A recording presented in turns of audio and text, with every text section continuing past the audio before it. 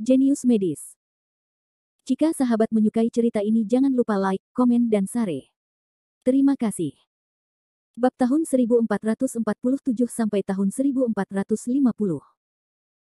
Untuk sesaat, adegan itu menjadi memalukan. Untuk waktu yang lama, Zai Kingsway memecah kesunyian. Jericho Lee, kenapa kamu melakukan itu? Maksudmu menghancurkan batu giok itu? Dengan baik. Dia bukan orang baik, Jericho Lee menggelengkan kepalanya dengan lembut. Ada beberapa hal yang tidak bisa kamu pahami. Kamu hanya perlu tahu bahwa jika kamu memakai jade kirin itu dalam waktu lama, itu akan merusak tubuhmu. Apa? Zai Kingsway sangat terkejut hingga dia mengerti mengapa Jericho Lee harus menghancurkannya. Teruslah makan. Kita lihat saja apa yang terjadi besok. Hotel lain, ruang VIP. Wei Lang memasuki kamar pribadi dengan wajah dingin, diikuti oleh Xie-nya. Wei Lang, apa yang ingin kamu lakukan ketika kamu sudah besar nanti? Kenapa aku harus memiliki pendapat yang sama dengan anak malang? Xie-nya mengira dia sedang membuat gunung dari sarang tikus mondok. Yah. Dia menghancurkan kilin giokku yang bekerja keras. Bisakah aku tidak marah? Memikirkan hal ini, Wei Lang penuh dengan api. Bukankah itu hanya sepotong jade kirin? Dengan kemampuanmu, tidak sulit untuk membuat potongan lainnya. Xie-nya mendatanginya, melingkarkan tangannya di pinggangnya, dan mendekatkan tubuhnya padanya. Tidak sulit untuk kembali, tapi kamu bisa melihat sikap anak itu. Dia begitu sombong hingga tidak memperhatikanku sama sekali. Kemarahan Wei Lang sulit diredakan. Dengan kemampuanmu, kamu tidak perlu takut pada siapapun. Mata Xie-nya penuh cibiran. Wei Lang menarik napas dalam-dalam, wajahnya menunjukkan sedikit ketidakpedulian, tidak buruk. Anak laki-laki itu sangat dekat dengan Kingsway, tetapi tidak sulit untuk membunuhnya. Tetapi jika kamu tiba-tiba membiarkannya menguap dari dunia, Kingsway pasti akan curiga. Aku. Mata Xie-nya memancarkan sedikit rasa cemburu. Dia berkata dengan dingin, 2 hari kemudian, itu akan menjadi hari ulang tahun nenek Kingsway. Maka itu akan menjadi kesempatan baik bagimu untuk bersikap. Wei Lang tertegun, dan segera muncul warna yang menyeramkan, lumayan. 2 hari kemudian, ini benar-benar kesempatan bagus untuk memberinya pukulan besar setidaknya di pesta ulang tahun. Bagaimanapun, dia harus memberi pelajaran pada Jericho Lee dan mengeluarkan bau mulut hari ini. Wei Lang segera mengeluarkan ponselnya dan menghubungi nomor beberapa orang. Halo. Apakah keuntungannya berkurang? Aku harus merepotkanmu untuk mendukungku kali ini. Panggilan demi panggilan. Setelah itu, Wei Lang merasa segar. Bagus. Saat itu, biarkan anak itu melihat apa artinya menggunakan kekerasan untuk menindas orang lain dan apa artinya menjadi kuat. Selama dia punya otak kecil, dia harus mundur saat menghadapi kesulitan. Aku tahu tidak ada seorang pun di kota Nanan yang bisa mengalahkanmu. Kebaikan guru sama anggunnya dengan Chong Yu, dan jari-jarinya melingkari dada Wei Lang, dan seluruh tubuhnya memancarkan suasana provokatif. Perut Wei Lang penuh dengan api jahat. Dia mengambil salinannya dengan tangan kanannya dan melingkarkannya di pinggangnya. Dia melemparkannya ke bawah dengan punggung tangannya dan menekannya ke bawah tubuhnya. Ruangan itu penuh dengan musim semi. Keesokan paginya, setelah mandi, Jericho Lee dan Zai Kingsway berangkat. Kali ini aku tidak membiarkan mereka menjemputku karena kami berdua. Di dalam mobil, Zai Kingsway memberikan penjelasan singkat tentang situasinya. Keluarga nenekku adalah keluarga besar yang baik di sini, tapi tidak sebesar 4 keluarga besar di kota Chuanzong. Tentu saja, kota Nanan sendiri adalah kota tingkat ketiga, dan kekuatan keseluruhannya jauh lebih buruk daripada kota Chuanzong. Kota. Ibuku adalah anak ketiga dalam keluarga. Sepupu yang kamu sembuhkan di rumah sakit ginekologi terakhir kali, ibu mertuanya adalah saudara perempuan ibuku, yang kedua dalam keluarga. Ada juga paman, paman keempat dan paman kelima dalam keluarga. Tahun-tahun ini, karena ayahku, keluarga Li juga terekspos, terutama kakek nenek yang berteman dengan beberapa orang penting. Tentu saja, ini lebih buruk daripada dokter suci ayahku. Lebih dari 1 jam kemudian, mereka sampai di sebuah komunitas villa dengan pemandangan indah dan lingkungan unik di selatan kota. Mobil berhenti di depan sebuah villa. Begitu saya turun dari bus, para pelayan saya sudah menunggu. Nona, semua orang menunggumu. Kata pelayan itu dengan sangat hormat. Zai Kingsway mengangguk dan langsung masuk ke villa. Kingsway, sayangku, kamu di sini. Ayo, masuk. Di luar dingin. Begitu dia memasuki pintu, seorang wanita berusia 60-an sangat anggun. Jelas sekali bahwa dia adalah nenek Zai Qingsui, Wenling. Suaranya mengejutkan lelaki tua yang duduk di sofa, dia segera berdiri dan berkata sambil tersenyum, gadis salju hijau kita akan datang. Ini adalah kakek Zai Qingsui, Li Chang. Dia dulunya adalah seorang pejabat, tetapi sekarang dia telah pensiun. Segera mereka melihat Jericho Lee di samping Zai Qingsui. Pada pandangan pertama, yang mereka perhatikan bukanlah penampilan Jericho Lee, tetapi temperamen Jericho Lee. Qingsui, apakah ini teman yang datang bersamamu? Ayahmu memberitahu kami bahwa dia benar-benar anak yang tampan. Duduklah dengan cepat dan berdirilah dengan lelah. Wenling menyapa sambil tersenyum. Ketika Zai Suo meneleponnya sebelumnya, dia mengatakan bahwa Zai Qingsui ditemani kali ini. Untuk sesaat, dia mengira Zai Qingsui telah menemukan pacar. Katanya, dari penampilannya, Jericho Lee dan Zai Qingsui cukup serasi, wanita bertalenta. Halo, dua orang tua. Jericho Lee menyapa sambil tersenyum. Li Chang memandang Jericho Lee dan berpikir bahwa semangat pemuda itu sangat menarik perhatian, dan dia tahu bagaimana bersikap sopan. Setelah duduk dan mengobrol sebentar, saya tidak tahu bagaimana caranya. Topik datang ke Jericho Lee. Xiao Li, aku mendengar ayahnya berkata, apakah kamu masih membaca? Li Chang menahan rasa penasarannya dan tidak mengajukan pertanyaan yang terlalu mendadak. Yah, belajar untuk gelar master dan doktor di bidang kedokteran universitas, Jericho Lee mengangguk. Oh, bagus untuk dibaca, Li Chang berkedip. Dia sedikit bingung. Jika dia seorang pelajar, tidak masuk akal jika Zai Suo memuji Jericho Lee. Apakah Jericho Lee berprestasi di sekolah? Atau apakah kamu berprestasi di sekolah? Sejujurnya, di mata keluarga besar ini, prestasi akademis saja tidak berarti banyak. Apa yang akan dilakukan Xiao Li setelah lulus? Di rumah sakit mana Anda ingin bekerja? Li Chang bertanya lagi. Begitu masalahnya muncul, suasana tiba-tiba menjadi sedikit canggung. Bukan hanya Jericho Lee yang malu, tapi Zai Qingsui juga malu. Dia berpikir, apa yang dilakukan kedua tetua ini? Bagaimana mereka bisa menanyakan pertanyaan tingkat rendah seperti itu? Kakek, Jericho Lee belum lulus, jadi dia tidak perlu mengkhawatirkan pekerjaannya. Zai Qingsui tidak tahu bagaimana menjelaskannya. Faktanya, keluarga kakek telah berkembang melalui kontak Zai Suo Sheng selama bertahun-tahun, tetapi mereka tidak tahu banyak tentang pengobatan tradisional Tiongkok. Di mata mereka, dokter suci tidak berbeda dengan pengobatan tradisional Tiongkok di klinik pinggir jalan. Setiap jalur lainnya seperti gunung. Itu saja. Di bidang tertentu, seseorang yang penuh kegembiraan akan mengira dirinya adalah seekor kucing dan anjing ketika ia keluar dari bidang ini. Oh, saya belum menemukannya. Li Chang adalah sedikit malu. Wenling pucat pasi, sebelumnya, dengarkan Qingsui, ayahnya berkata, Xiao Li sangat baik, dia juga selalu mengkhawatirkan mata pencaharian. Sebelumnya di telepon, pujian Zai Suo yang penuh membuatnya sempat penasaran dengan Jericho Lee. Tetapi setelah bertemu dengan orang sungguhan, dia merasa semangat Jericho Lee sangat baik, dan dia tidak bisa melihat sesuatu yang luar biasa di tempat lain. Mungkin menantunya yang konyol itu terlalu banyak berpikir. Bab 1448. Sore harinya, Jericho Lee tinggal di kamarnya untuk beristirahat. Awalnya, Zai Qingsui ingin mengajaknya berkeliling komunitas atau pergi bermain. Lagi pula, berdiam diri di rumah itu membosankan. Namun, Jericho Lee tidak tertarik untuk berjalan-jalan. Dia tinggal di kamarnya untuk bersiap selama 2 hari. Di lapangan. Kakek, apakah kamu akan keluar? Zai Qingsui memperhatikan bahwa kedua tetua itu sepertinya sedang menunggu mobil, dan sepertinya akan keluar. Li Chang menghela nafas tak berdaya, ya, aku tidak ingin keluar. Pada analisis terakhir, ini hanya hiburan. Tapi orang-orang yang datang ke sini kali ini spesial, jadi kita harus pergi. Petik 2 tanda tanya petik 2. Zai Qingsui bertanya. Ini Li Shao dari Nanyang. Dia juga tamu terhormat. Tidak pantas untuk memaksakan undangannya. Wenling bergumam, saya tidak tahu mengapa Li Shao datang ke sini. Bukankah saya mendengar bahwa dia berada di Nanyang dan jarang datang ke Tiongkok? Apakah ini untuk ulang tahun nenekmu? Zai Qingsui berkedip. Jangan bicara omong kosong. Bagaimana aku bisa membuatnya datang? Meskipun keluarga Li kita memang punya energi, itu tidak layak disebutkan di mata Li Shao. Wenling sangat jelas tentang berat badan keluarganya. Keluarga Li adalah keluarga besar di kota Nanan. Tidak ada gunanya disebutkan selama kita sampai di tempat yang lebih besar. Sebaliknya, keluarga Li adalah raksasa terkenal di Nanyang. Ia tidak kalah kuatnya dengan keluarga Tian Zihao di ibu kota Tiongkok.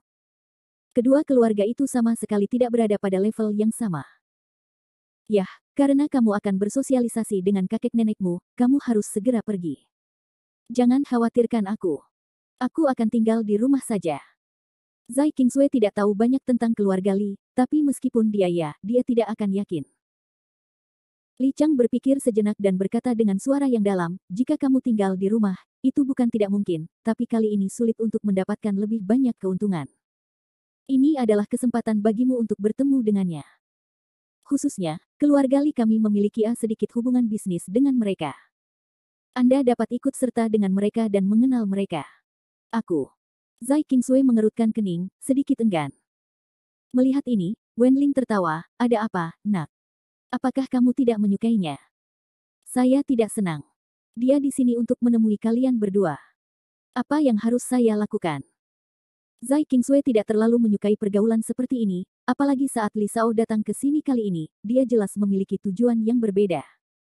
Dasar gadis bodoh, kenal lebih dari satu orang, dan sembunyikan dari teman. Wenling berkata dengan sungguh-sungguh, Zai Qingsui secara alami memahami kebenaran ini, tetapi dia hanya memahaminya, dan keengganannya untuk melakukannya adalah hal lain. Dia juga tahu bahwa Erlao baik dan tidak ingin meremehkan Erlao. Hatinya, jadi dia berbalik dan masuk ke kamar. Acara sosial seperti ini, dia harus berganti pakaian, setidaknya dia tidak bisa membawa pengaruh buruk pada keluarga Li. Li Chang dan Wenling meninggalkan alamat mereka, lalu mereka pergi ke Janji dulu. Ini masih pagi, jadi mereka harus melakukan sesuatu terlebih dahulu. Kalau aku pergi sendiri, itu bukan masalah besar. Hanya saja. Di dalam kamar, Zai Qingsui selalu merasakan perasaan aneh bahwa sesuatu akan terjadi. Jika kamu tidak membiarkan Jericho Li pergi bersamamu, kamu akan merasa nyaman bersamanya. Kemudian dia pergi ke kamar tidur berikutnya dan mengetuk pintu. Klik. Jericho Li menjulurkan kepalanya dan menatapnya, ada apa? Kakek dan nenekku pergi ke pesta, jadi aku harus pergi bersama mereka. Kuharap kamu ikut denganku. Zai Qingsui berkata dengan cepat. Jericho Li berkedip, mengerutkan kening dan berpikir sejenak, apakah kamu mengkhawatirkan sesuatu? Baiklah, aku akan pergi bersamamu. Zai Qingsui merasa lega, terima kasih. Sama-sama. Lagi pula aku baik-baik saja hari ini. Jericho Li membuka pintu, ngomong-ngomong, apa aku mau ganti baju? Terserah kamu. Kalau begitu aku akan memakainya dalam-dalam dan kelihatannya oke. Jericho Li sendiri tidak terlalu teliti, namun karena ia menghadiri acara formal, ia harus memperhatikan tata krama. Setelah berganti pakaian formal, mereka bergegas menuju tempat tujuan. Restoran Bulan. Ini adalah restoran kelas atas di kota Nanan, yang menyajikan makanan lezat dari seluruh dunia. Oleh karena itu, menjadi pilihan utama banyak orang untuk menjamu tamunya. Lebih dari jam 3 sore, Jericho Li dan Zai Qingsui datang ke sini. Dia berjas kaku, berganti pakaian kasual biasa, dan temperamennya tidak vulgar. Namun pakaian tersebut bukanlah pakaian adat yang kurang bermartabat dan megah. Khususnya, yang lain tidak memakai dasi, apalagi dasi kupu-kupu, atau kurang hikmat. Zai Qingsui telah memberitahunya bahwa Li Shao berasal dari Nanyang. Sebagai negara yang sepenuhnya ke barat-baratan, etiket sosial Nanyang didasarkan pada barat. Tidak sopan jika tidak tampil megah pada acara penting. Tapi dalam hal ini, Jericho Li tidak peduli sama sekali. Lagi pula, dia datang hanya untuk mengambil formulir. Siapa yang lebih tinggi darinya hari ini? Siapa yang memenuhi syarat untuk mengkritik ketidaksopanannya? Namun, Zai Qingsui ingin bermartabat dan seremonial. Dia mengenakan pakaian formal dan bahkan topi. Dia tampak seperti seorang putri bangsawan. Begitu pria dan wanita cantik itu muncul, mereka menarik perhatian banyak orang. Ketika saya datang ke aula di lantai 2 restoran, itu sudah dipesan dan banyak tamu terhormat datang. Pertama-tama, Anda bisa melihat seorang pria muda dengan rambut pirang dan mata biru. Di sebelahnya ada seorang gadis cantik. Di kursi di depan mereka duduk seorang pria paruh baya berkacamata berbingkai emas, berusia sekitar 50 tahun, dengan temperamen santai dan sopan. Kecuali wajah-wajah yang dapat dikenali ini, orang lain tidak berbeda dengan orang Tionghoa. Namun, kita masih dapat mengenali bahwa sebagian orang Nanyang memiliki penampilan yang berbeda dengan orang Tionghoa. Secara khusus, aksen sebagian orang Nanyang sama persis dengan aksen Amerika Serikat. Mungkin ini yang disebut orang atau orang itu, tapi hatinya sudah berubah. Kenapa? Kenapa orang ini ada di sini? Jericho Lee terkejut melihat wajah yang dikenalnya. Wei Lang yang dia temui tadi malam. Saat ini, Wei Lang sedang duduk di sana, dikelilingi oleh banyak orang. Semua orang terlihat bersemangat dan sepertinya sangat menyayanginya. Menarik, kata Jericho Lee pelan dan melanjutkan. Kingsway, Jericho Lee, kamu mau ikut? Melihat Zai Kingsway dan Jericho Lee, Wenling melambai dan memimpin mereka ke kerumunan sambil tersenyum, dan memperkenalkan mereka kepada semua orang secara bergantian. Ini Kingsway.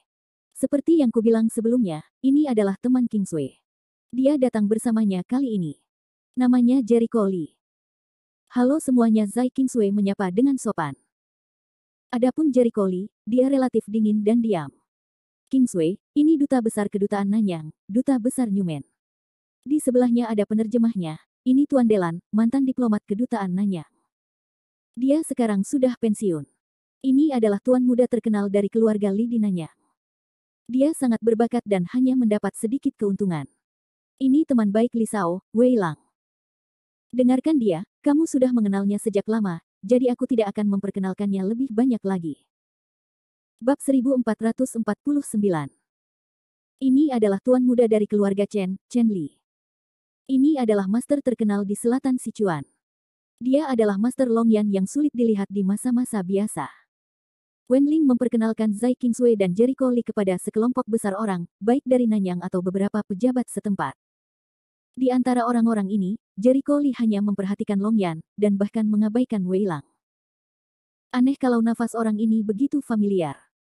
Sepertinya dia pernah melihatnya di suatu tempat. Jericho Lee mengerutkan kening dan bergumam. Dia yakin dia baru pertama kali bertemu Longyan, tapi nafasnya tidak palsu. Tidak peduli seberapa baik Longyan menyembunyikan dirinya, prestasinya transparan bagi Jericho Lee. Di awal pembangunan pondasi, Jericho Lee berpikir cepat di kepalanya, mencari orang-orang yang dia temui yang bisa menandingi kekuatannya. Setelah memikirkannya lama, dia tidak tahu kenapa. Apakah seseorang yang berpura-pura menjadi kamu? Ide ini tiba-tiba muncul di benaknya. Jericho Lee mengamati lagi, tapi dia gagal menemukan petunjuknya. Karena dia tidak bisa memikirkannya, Jericho Lee hanya bisa menyerah, jadi dia mengalihkan pandangannya ke Chen Li. Ketika Chen Hai mempercayakannya sebelumnya, dia juga menjelaskan secara singkat situasi keluarga Chen. Chen Hai menempati peringkat keempat di antara generasi muda. Ia mempunyai 3 kakak laki-laki, namun salah satunya meninggal karena sakit. Selebihnya adalah putra sulung dan putra kedua. Putra kedua adalah Chen Li. Meskipun Chen Li dan Chen Hai bersaudara, namun karena mereka tidak dilahirkan dari seorang ayah, maka senioritas mereka hanya ditentukan berdasarkan usia. Sehingga hubungan keduanya tidak pernah harmonis. Menurut Chen Hai, ayah Chen Li dan ayahnya biasanya memiliki hubungan pribadi yang buruk, dan mereka sering bertengkar secara terbuka dan rahasia. Pertikaian pribadi semacam ini juga terjadi pada generasi muda mereka. Chen Hai adalah yang paling disukai di keluarga. Jika dia ingin mewarisi harta keluarga, dia harus menjadi orang yang paling mungkin mewarisi kepala keluarga berikutnya. Karena itu, Chen Liping selalu fokus pada Chen Hai. Dengan kata lain, hambatan terbesar bagi Chen Hai untuk mendapatkan pijakan yang kokoh dalam keluarga, atau bahkan sukses sebagai kepala keluarga, adalah Chen Li. Menghadapi Chen Hai yang lebih kuat, Chen Li tahu bahwa jika dia tidak memiliki cara khusus, dia akan dikalahkan, jadi dia meminta bantuan. Dilihat dari posisi duduknya, Longyan dan Wei Lang, mereka jelas satu grup. Bagi Longyan Chen Liji, meskipun Jericho Lee belum mengetahui siapa orang ini, dia tidak merasa nyaman. Tidak peduli apa, pencapaian di masa yayasan dapat diubah menjadi surga. Ketika Jericho Lee berpikir, matanya sudah lama tertuju padanya. Dia tidak tahu berapa kali harus memindai bolak-balik, tapi itu jelas semacam kebencian yang kejam. Bersenandung. Saat Zai Kingsway dan Jericho Lee datang dan pergi berpasangan, meski tahu kalau mereka bukan sahabat dan pacar, mereka cukup membuat Wei Lang cemburu dan sinting. Nak, jangan berpikir jika kamu mendekati Kingsway, kamu dapat mengambilnya dariku. Mereka yang merampok wanita dariku tidak memiliki akhir yang baik. Wei Lang menganggap Jericho Lee sebagai duri dalam daging. Tadi malam, dia dihancurkan di bawah tangan Jericho Lee. Dia memanfaatkan hari ulang tahun Wenling dan siap berperan. Saya hanya tidak menyangka Wenling akan berinisiatif mengundang Jericho Lee dan Zai Kingsway, yang memberinya peluang bagus untuk membuat masalah. Surga tolong aku. Aku khawatir kamu tidak akan datang. Mata Wei Lang berbinar karena cemburu. Setelah perkenalan singkat, Wenling mengatur tempat duduk untuk Jericho Lee dan Zai Kingsway. Ayo, kalian berdua duduk di sini. Tempatnya diatur oleh Wei Lang, dan saya tidak tahu apakah itu disengaja atau disengaja. Meja tersebut merupakan meja panjang yang mampu menampung semua tamu, bahkan memiliki waktu luang. Tentu saja bukan itu intinya. Kuncinya meja bisa dipotong dan dipindahkan menjadi meja persegi. Yang lebih penting adalah Jericho Lee dan Zai Kingsway duduk di hadapan Wei Lang. Hati Jericho Lee tertawa, betapa kekurangan urat di kepala ini, akankah dia menghabiskan pikirannya di tempat seperti ini? Setelah duduk, Jericho Lee menemukan hal lain, yaitu ada kotak brokat kayu yang indah di depan semua orang. Ketika dia membukanya, dia menemukan ada beberapa batu giok langka, liontin, jari dan benda kecil lainnya di dalamnya. Namun, mereka sama bahagianya seolah telah mendapatkan harta karun itu. Bahkan Li Chang dan Wen Ling mendapat kotak brokat. Mereka dengan gembira bermain-main dengan gadget yang ada di dalam kotak. Lihat ini sayang, kalian berdua. Wen Ling mengambil liontin giok di dalam kotak, memegangnya dengan hati-hati di tangannya, dan berkata kepada mereka dengan senyum gembira, sebelum Anda datang, Tuan Wei Lang memberi kami beberapa hadiah. Itu saja. Semua orang memilikinya. Anda, jangan memandang hal-hal ini seolah-olah hal itu sangat biasa. Itu kesalahan besar. Itu adalah harta karun Mahayana yang bersinar. Pernyataan berlebihan semacam ini kedengarannya sangat palsu, dan kebanyakan orang akan mencemoohnya. Namun, ketika penonton mendengar ini, mereka tidak bisa menahan anggukan kepala. Beberapa dari mereka tersenyum dan memegang gadget di dalam kotak. Jericho Lee melirik liontin giok Wenling, mengangkat alisnya dan tidak berbicara. Dia menemukan bahwa liontin giok itu memiliki bau jahat yang sama dengan Yukilin tadi malam, yang jelas dibuat oleh orang yang sama. Wenling melanjutkan, sejujurnya, saya tidak menyangka akan mendapatkan keberuntungan seperti itu ketika saya datang ke sini hari ini. Terima kasih kepada Tuan Wei Lang, saya mendengar bahwa dia meminta Tuan Longyan untuk membuatnya. Bersikaplah sopan, Nona tua. Itu niatku.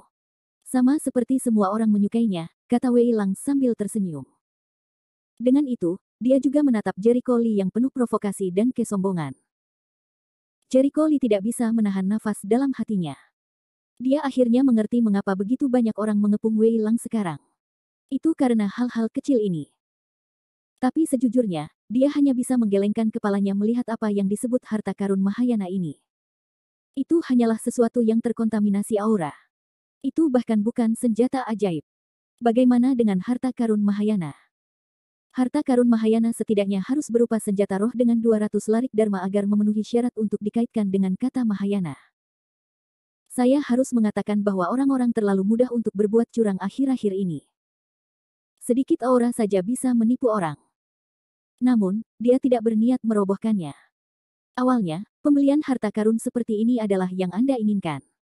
Tidak ada yang mencubit leher orang-orang ini untuk ditipu.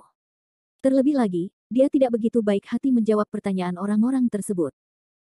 Jika dia melakukan itu, mungkin orang akan mengira dia punya motif tersembunyi. Anda tahu, orang-orang seperti itu tidak pernah menjadi minoritas. Pada saat ini, Wenling mengambil liontin giok sambil tersenyum dan menunjukkan keajaiban liontin giok kepada Zai Kingsway. Dia pergi ke satu sisi Narsisus, meletakkan liontin giok ke dalam baskom dan menuangkan sedikit air ke dalamnya. Dalam 2 menit, Narsisus hijau layu dan air di baskom mengering. Bab 1450. Mengapa bunganya layu? Zai Kingsway terkejut. Bunga bakung mekar di awal musim semi. Sekarang pertengahan dan akhir Januari, titik balik matahari musim dingin terdingin telah berlalu. Masuk akal jika mereka tidak layu tanpa alasan. Jangan khawatir. Wenling mengambil liontin giok itu dan menempelkannya di punggung tangannya. Sebuah pemandangan ajaib terjadi. Tangannya sudah sangat kasar, keriput, kulit menjadi lebih halus, tidak terlihat kasar seperti dulu. Ah! Nenek, tanganmu. Mata Zai Kingsway membelalak. Jericho Lee juga memperhatikan adegan ini, dia sedikit mengernyit, sedikit terkejut. Baru saja dia mengira itu hanyalah sesuatu dengan sedikit aura. Sekarang tidak serumit yang dia kira. Meski aura merupakan obat mujarab bagi orang biasa, namun tidak bisa membuat orang menjadi segar kembali. Ini bukanlah ramuan awet muda. Serap esensi narsisis untuk meremajakan dirimu. Bagaimana teknik ini bisa seperti sebuah ide buruk muncul di benaknya. Dalam kesannya, ia tidak pernah mengingat cara apapun untuk mengekstrak sari tumbuhan untuk memperkuat dirinya, kecuali roh-roh jahat itu. Mata secara tidak sengaja menyapu ke Long Yan. Wenling baru saja menyebutkan bahwa semua benda ini dibuat oleh Long Yan. Artinya, Long Yan sebagian besar adalah roh jahat, yaitu budidaya jahat. Apakah orang ini perbaikan jahat? Jericho Lee merasa sedikit tidak terbayangkan. Dalam ingatan orang bijak medis, ada juga beberapa pengetahuan tentang roh jahat. Di era manapun, sebagian orang teliti dan belajar dengan cara yang benar. Tentu saja, beberapa orang suka mengambil jalan yang tidak biasa. Ini tidak biasa untuk dikatakan, tapi menyenangkan untuk dikatakan. Orang-orang ini seringkali tidak mau menempuh jalan yang benar, tetapi mencoba mengambil jalan pintas dan mengejar kekuatan jahat. Mereka selalu dibenci oleh para praktisi jalan yang benar, dan bahkan dihukum oleh semua orang. Jericho Lee tahu bahwa sekte iblis surga di zaman kuno adalah salah satu budidaya jahat. Apakah orang ini sedang berlatih sihir? Sama seperti para biarawan yang baik, ada perbedaan antara kejahatan dan kejahatan. Yang pertama adalah pengembangan cara-cara jahat. Orang-orang ini adalah yang paling banyak mengembangkan cara-cara jahat. Dengan membunuh orang dan merampas esensi orang lain, mereka meningkatkan kultivasinya. Yang kedua adalah mengadopsi cara perbaikan. Mereka menyaring orang menjadi kuali, menangkap yuanyang, dan bahkan memurnikan orang menjadi pil sebagai tonik untuk meningkatkan prestasi mereka. Jenis budidaya jahat ini selalu menjadi yang paling tidak tahu malu. Kemudian muncullah penanaman jiwa, disebut juga penanaman roh. Ini bukanlah kata yang baik. Mereka berdedikasi untuk melahap jiwa orang lain dan mengambil jalan budidaya hantu. Jenis budidaya jahat ini paling tertarik pada orang-orang dengan kehidupan dan jiwa khusus, dan mereka yang menjadi sasarannya seringkali berakhir dalam situasi yang paling menyedihkan. Kita tidak hanya harus menghancurkan tubuh dan jiwa, tetapi juga menjadi abadi. Selain itu, ada juga beberapa monster yang dapat dikaitkan, seperti sekte iblis surga, untuk meningkatkan budidaya mereka, yaitu mengembangkan cara iblis. Tidak mungkin. Jika dia sedang berlatih sihir, maka dia seharusnya memiliki bau sihir yang sangat jelas. Aku tidak tahu. Jericho Lee dengan cepat menyangkal gagasannya. Di matanya, Long Yan adalah pria transparan. Tidak ada rahasia yang disembunyikan. Budidaya jahat, yang dapat menangkap sari tanaman dan mengubahnya menjadi kegunaannya sendiri, seharusnya menjadi cara paling dasar dari budidaya jahat. Saya selalu merasa dia familiar dengannya, artinya, saya pernah berhubungan dengan kultivasi jahat sebelumnya. Jericho Lee tidak bisa berhenti berpikir. Pada saat ini, Zai Kingsway terkejut dengan kinerja ajaib dari Liontin Giok. Kingsway, paham. Ini adalah efek luar biasa dari harta karun yang diberikan oleh Tuan Long. Namun, harta karun ini baru dihangatkan pada hari pertama dan hanya dapat digunakan sekali sehari. Diperlukan setidaknya 3 bulan untuk meningkatkannya. Frekuensi pemakaian. Tunggu lama, efeknya akan lebih ajaib. Wenling tersenyum sambil memandangi punggung tangannya yang sedikit lebih muda. Wanita mana di dunia ini yang tidak ingin awet muda selamanya? Zai Kingsway juga sangat terkejut, dan tiba-tiba teringat ketika Jericho Lee pertama kali datang ke kota Chuanzong, dia memberinya liontin giok, yang juga memiliki efek yang sangat ajaib. Hanya saja liontinnya terlalu mahal. Dia jarang membawanya ketika dia pergi keluar. Dia tidak membawanya saat dia datang ke Nanan kali ini. Sayang sekali aku membawa liontin giok itu. Zai Kingsway melihat sekilas ke arah Jericho Lee dan menemukan bahwa dia tidak memiliki ekspresi dari awal hingga akhir. Dia tidak peduli dengan apa yang disebut harta karun Mahayana ini. Itu benar. Harta karun Jericho Lee pasti jauh lebih baik dari ini. Tuan Wei, Kingsway dan Jericho Lee terlambat. Saya tidak tahu apakah Anda dapat mengirimi mereka 2 harta karun juga. Wenling menatap Wei Lang dengan senyuman di wajahnya. Harta karun itu dibuat oleh Long Yan, tapi Qiuren memintanya pada Wei Lang. Hanya karena Wei Lang memberi mereka semua, Long Yan bersedia mengeluarkannya karena wajah Wei Lang. Wen Yan, Wei Lang mengerutkan kening dan menggelengkan kepalanya tak berdaya. Nyonya tua, saya khawatir saya tidak dapat menyetujui permintaan Anda kali ini. Wenling tercengang. Sejujurnya, Saya bertemu King Sui dengan keberuntungan tadi malam. Beberapa hari yang lalu, saya meminta seseorang untuk memberi King Sui harta yang ratusan kali lebih baik daripada harta yang Anda miliki di tangan Anda. Namun, King Sui dihancurkan terakhir kali malam. Pelipisku terlalu kecil untuk menampungnya, apalagi memberinya hadiah besar. Wei Lang tampak tersenyum, tetapi ada misteri dalam kata-katanya. Apa? Semua orang terkejut. Semua orang membuka mulut dan menatap Jericho Lee dengan tidak percaya. Lebih baik dari apa yang mereka miliki, Jericho Lee hancur. Kamu bercanda. Semua orang menderita angina. Itu adalah harta karun yang tidak bisa dibeli orang lain dengan harga tinggi, apalagi harta karun yang ratusan kali lebih baik dari mereka. Seberapa berharganya itu?